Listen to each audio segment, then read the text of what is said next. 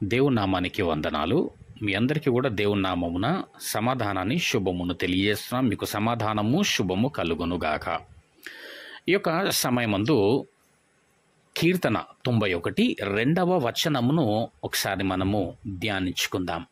రెండవ వచనం: ఆయనే నాకు ఆశ్రయము, నా కోట, నేను నమ్ముకొను నా దేవుడని నేను యెహోవాను గూర్చి చెప్పుచున్నాను. ఈ వ్యక్తి ఎంతగా ప్రభువు పైన ఆధారపడ్డాడో ఈ వచనంలో మనకు కనబడతా ఉంది. ఆయన అంటున్నాడు ఏంటనేసి అంటే ఆయనే, ఆయన కూడా అనడం లేదు. నిజమే కదా, ఆయన తప్ప మన జీవితంలో అసలు ఎవరు లేరు, ఎవరు ఉండరు. అసలు గమనించండి, మనకు అవసరమైనప్పుడు ఎవరు కూడా సహాయం చేయరు. ఎవరు సహాయం చేస్తారా అని చూస్తుంటాం, కానీ అందరూ చెయ్యి విడిచినట్టుగానే కనబడతా ఉంటుంది. నీ దగ్గర అన్నీ ఉన్నప్పుడే అందరు ఉంటారు తప్ప నీ దగ్గర ఏమీ లేనప్పుడు ఎవరు ఉండరు. మనిషి ఏ విధంగా ఉంటాడంటే ఎదుటి వాని దగ్గర లాభాన్ని ఆశిస్తూ ఉంటాడు. ఇక వాడి దగ్గర నుంచి ఏ విధమైనటువంటి లాభం లేదు, ప్రయోజనం లేదు అని తెలుసుకొనినప్పుడు చెయ్యి విడిచిపెట్టేస్తాడు. ఎందుకు అంటే మనిషి స్వార్థపరుడు కదా.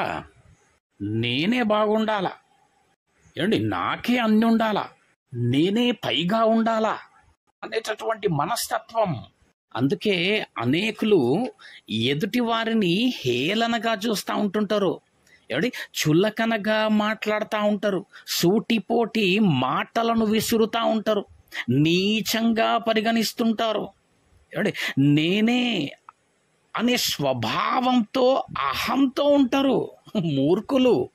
ఏమండి, అతి విధమైన స్వభావము దేవుని బిడ్డల జీవితంలో ఉండరాదు.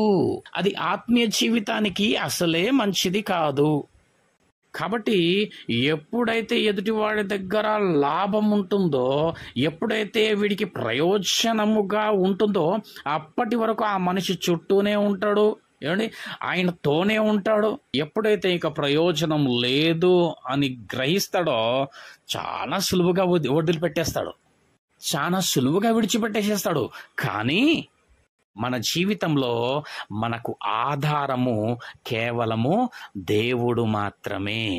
దేవుడు మాత్రమే మనకు ఆధారమై ఉంటాడు. చూడండి, ఇక్కడ ఏమంటున్నాడు, ఆయనే నాకు ఆశ్రయము, నా కోట, నేను నమ్ముకొను నా దేవుడు. ఎంత గొప్ప విశ్వాసం దేవుడి పైన. చాలా మంది ఏమో సనుగుతూ ఉంటుంటారు, దేవుడు నా ప్రార్థన వినలేడు, ఏమంటే దేవుడు నాకు జవాబు ఇయ్యలేడు, దేవుడు నాకు సమాధానాన్ని ఇయ్యలేడు అని సనుక్కుంటూ ఉంటుంటారు. కానీ ఈయనేమంటున్నాడు, ఆయనే నాకు ఆశ్రయం, నా కోట, ఆయన నమ్ముకున్నటువంటి నా దేవుడు. ప్రియమైనటువంటి వాళ్ళారా, ఇదిగో నీవు కూడా ఇటు విధంగా దేవుడి పైన ఆధారపడి విశ్వసించినట్టయితే దేవుడు నీకు తప్పక సహాయం చేస్తాడు. దేవుడి సహాయము నీకు అనుగ్రహింపబడునుగాక. దేవుడిటి కొద్ది మాటలను మన ఆత్మనిమేల నిమిత్తమై దీవించి ఆశీర్వదించునుగాక. ఆమెన్.